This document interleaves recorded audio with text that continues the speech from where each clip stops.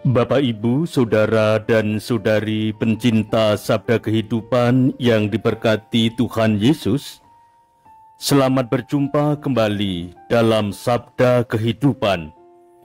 Semoga kita sekalian dalam keadaan sehat, bahagia, penuh berkat, dan sukacita. Marilah kita memohon rahmat agar Tuhan berkenan membuka hati dan pikiran kita, supaya sabda Tuhan yang kita dengarkan senantiasa tumbuh, berakar, dan berbuah dalam kehidupan sehari-hari.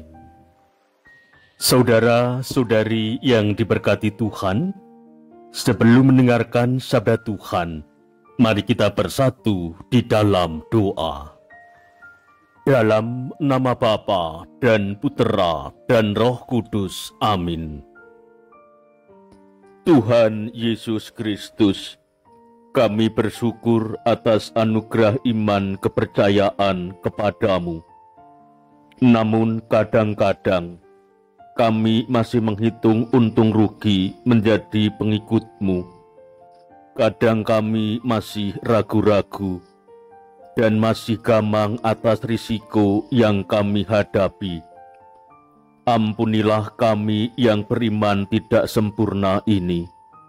Tuhan, utuslah Roh Kudus untuk menerangi hati dan akal budi kami, agar kami dapat membulatkan hati, ikhlas berserah diri kepadamu, dan menjadi murid-Mu yang sejati dan seutuhnya, seperti yang Engkau kehendaki.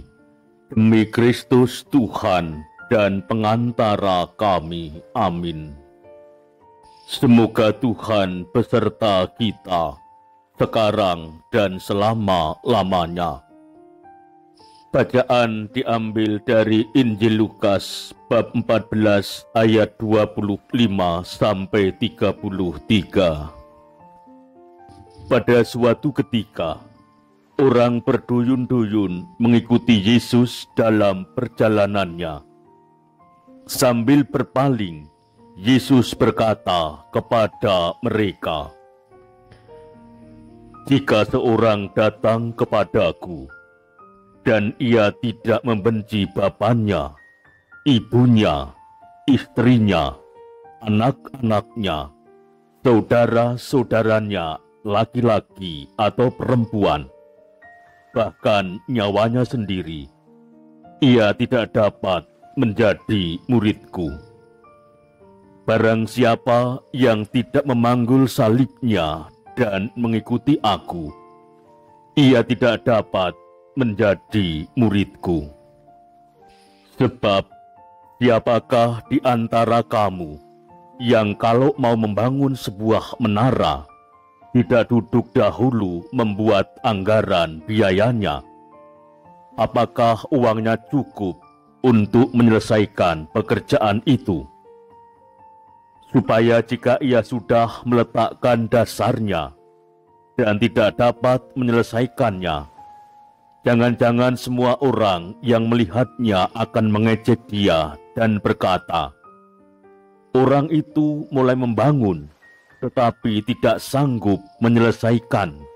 Atau raja manakah yang hendak berperang melawan raja lain, tidak duduk mempertimbangkan dahulu, apakah dengan 10.000 orang ia sanggup menghadapi musuh yang datang menyerang dengan 20.000 orang? Jika tidak, ia akan mengirim utusan selama musuh itu masih jauh untuk menanyakan syarat-syarat perdamaian. Demikian pula, setiap orang di antara kamu yang tidak melepaskan diri dari segala miliknya tidak dapat menjadi muridku." Demikianlah sabda Tuhan. Terpujilah Kristus. Bapak, Ibu, saudara, dan saudari pencinta sabda kehidupan yang diberkati Tuhan. Dalam kehidupan kita sehari-hari, orang bisa membuat perencanaan, dan mengukur kemampuan, menghitung untung rugi, dan mengatur strategi. Tetapi dalam hal menjadi murid atau pengikut Yesus Kristus, hal itu tidak berlaku. Untuk menjadi murid Yesus, orang harus meninggalkan segala kalkulasi, meninggalkan perhitungan-perhitungan matematis, dan hanya berserah kepada Yesus. Menjadi murid Yesus betul-betul harus bebas dari ikatan. Ia harus melepaskan diri dari ikatan harta, benda, lepas dari pengaruh ikatan darah atau saudara. Maka pantaslah kalau orang yang ingin menjadi murid Yesus, ia harus memiliki kebebasan batin dan sungguh bersiap diri untuk ikhlas menanggung segala risiko. Barulah ia secara bulat hati dapat mengikuti Yesus sebagai muridnya. Itulah jalan pemuridan dan jalan iman. Bapak, Ibu, saudara, dan saudari pencinta sabda kehidupan, mari kita mohon agar diberi rahmat untuk membulatkan hati dan budi kita dalam mengikuti Yesus, Sang Guru sejati. Pertanyaan untuk kita renungkan: sudahkah aku menjadi lepas bebas dalam mengikuti Yesus?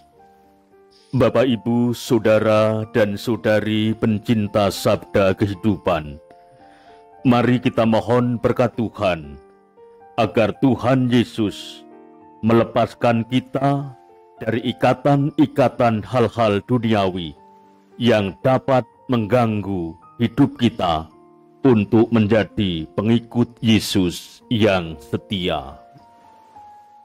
Semoga Tuhan beserta kita sekarang dan selama-lamanya.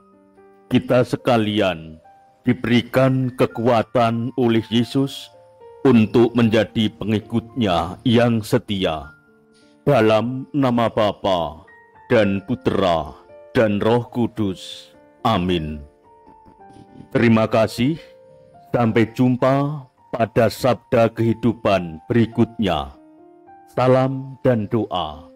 Justinus Djuadi, FIC.